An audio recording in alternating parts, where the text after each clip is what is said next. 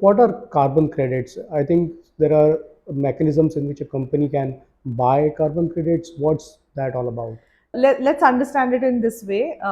So let's say we have two companies, company A and company B, and company A is emitting 120 emissions, and company B is emitting, let's say, 150 emissions, just for an understanding. And we have a cap of 100 emissions, that every company can only emit up to 100 units of Units. emissions. Now, for company A, it would be comparatively easier to reduce the emissions because of the kind of operations that it is into. So, for example, company A would be having initiatives that it can bring the 120 level to, let's say, 80. However, company B, with the kind of industry that it is in, it would be comparatively expensive and difficult for them to reduce down their emissions.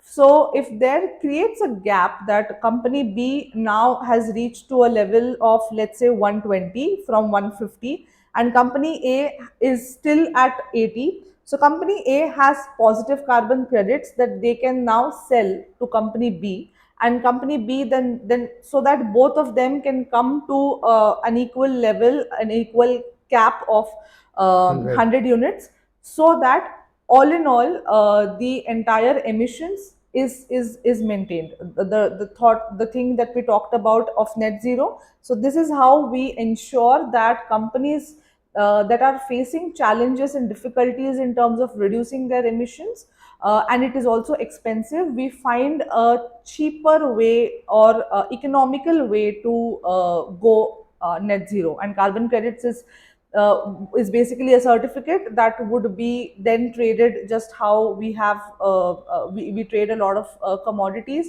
through which companies like B can buy and then still emit the emissions but without creating any negative impact. However, carbon credits, there's always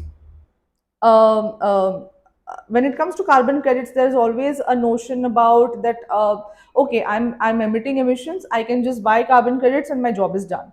However, any good consultant would always suggest that that's the last resort that you would always do. The entire intent is to become sustainable, and entire intent is to have initiatives that would reduce your whatever possible emissions are. And let's say now that we have implemented a lot of alternatives and options through which you can reduce your emissions.